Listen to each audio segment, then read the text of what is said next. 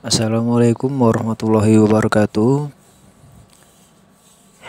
Oke, di sini saya mau membahas perbandingan tukang kerja harian dengan borongan ya.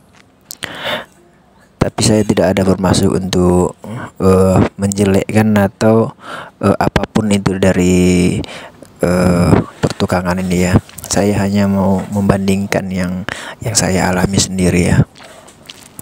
Yang pertama kita bahas untuk borongan ya.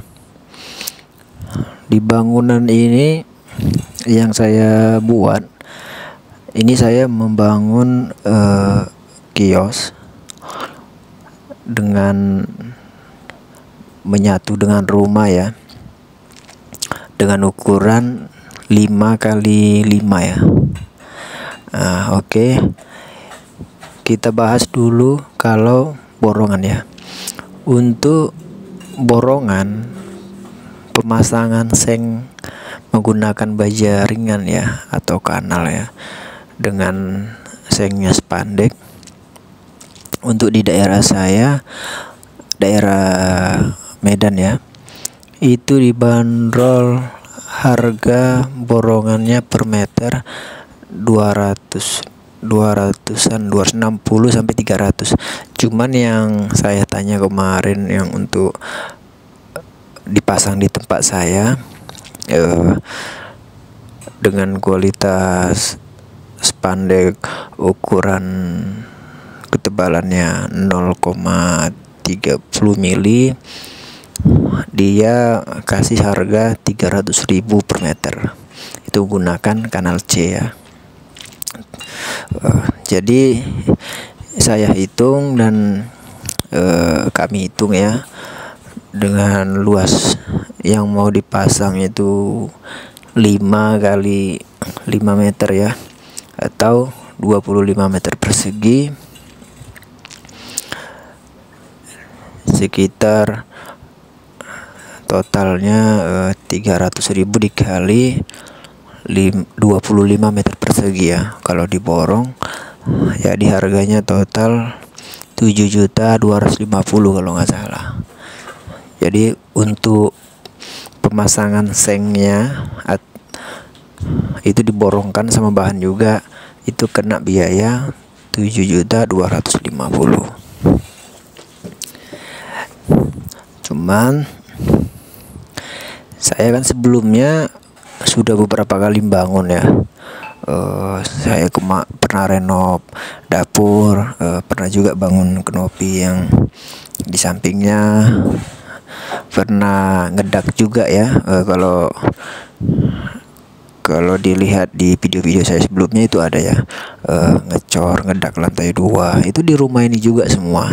Dan itu saya kerjakan tukang harian, karena dulu awal-awal membangun dapur dulu ya, awal-awal kali pertama saya beli rumah subsidi ini, saya main borongan dan 2 kali saya kena ya sama pemborong ini, dan saya dirugikan gitu. Jadi di sini saya sudah mulai belajar ya untuk di pertukangan dan di bahan-bahan bangunannya. Oke, kita balik ke borongan pemasangan seng tadi ya. Kalau diborongkan untuk pemasangan seng dengan ukuran 5 kali 5 atau 25 meter persegi dikali 300.000 ya, untuk daerah Sumatera Utara ya, tepatnya di daerah saya itu Medan ya, itu biayanya 7.250.000. Cuman belum saya pakai karena saya masih memperhitungkan besaran nominal yang disebutkan. Jadi saya putuskan untuk menghitung sendiri jika membeli bahan sendiri dan dipekerjakan harian. Emang di sini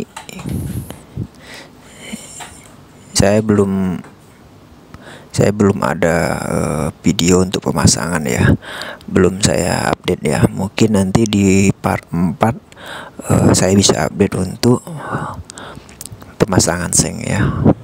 Di sini masih proses pembangunan proses pembangunan tembok ya, sama cor-cornya, pondasi ya. Tapi di sini saya kasih gambaran aja. Jadi saya beli bahan bangunannya yang untuk pemasangan seng tadi ya. Saya beli seng spandek itu, sama beli kanalnya, kanal C yang udah 0,75 standar ya, sama ringnya, sama murmurnya semua ya, untuk sama lemnya itu semua. Saya kena sekitar 1.700.000. Itu semua bahan ya, saya kena 1.700.000-an. Terus pemasangan saya menggunakan harian. Saya memakai satu tukang dan saya sendiri yang sebagai kernek untuk mengurangi biaya pembangunan ini ya, karena juga kegiatan saya juga lagi kosong saat ini. Asumsi pembangunan untuk pemasangan seng itu perkiraan 2-3 hari. Kita bikin 3 hari. 3 hari itu perharinya kalau kita serahkan semua sama tukang dan kernek, itu 1 hari kena 250.000. Tukangnya 150, kernek 100. Biasa di sini seperti itu. Cuman karena di sini posisi saya sebagai kernek, jadi saya hanya mengeluarkan 150.000 per hari untuk tukang. 150.000 dikali 3, saya kena 450.000. Tambah bahan 1.700.000. Jadi totalnya 2.150.000. Itu untuk pemasangan seng spandeknya ya, untuk ukuran 25 meter persegi. Jadi kalau dari sini kita bisa bandingkan, kalau kita borongkan tadi seperti yang saya bilang, kita kena biaya 7.250.000. Sementara saya menggunakan tukang harian dan membeli bahan sendiri, dan menggunakan tenaga saya juga sendiri untuk mengurangi biaya. Saya hanya mengeluarkan biaya 2.150.000. Jika saya borongkan, saya kos di sekitar 5 jutaan ya, sekitar 5 jutaan. Dan 5 jutaan itu bagi saya itu sangat besar ya. Tapi ya bagi kawan-kawan yang ingin menggunakan borongan ya tidak apa-apa, karena biasanya keuntungan dari borongan ini kita tidak direpotkan, kita hanya terima bersih, dan jika tidak sesuai kita komplain dan ada garansi.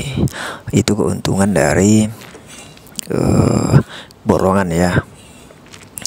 Tapi cari juga pemborong yang terpercaya. Saya menggunakan harian ini juga karena sudah 2 kali pengalaman menggunakan pemborong yang abal-abal ya. Tidak semua pemborong, enggak. Cuman saya kemarin kenanya yang abal-abal gitu. Jadi saya saat ini menggunakan yang pasti gitu, yang dikerjakan sesuai saya bayar gitu, harian ya.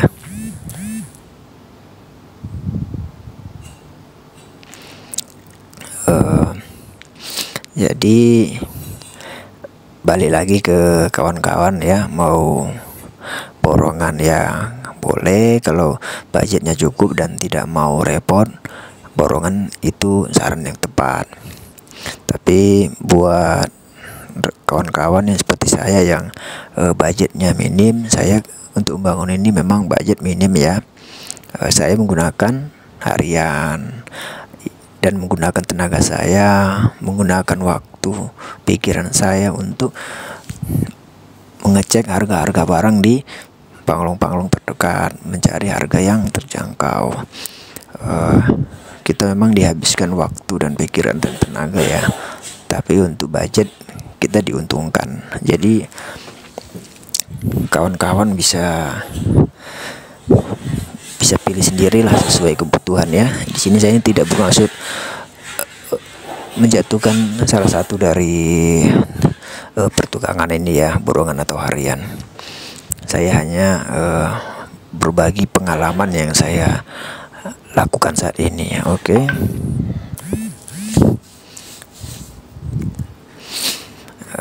Terus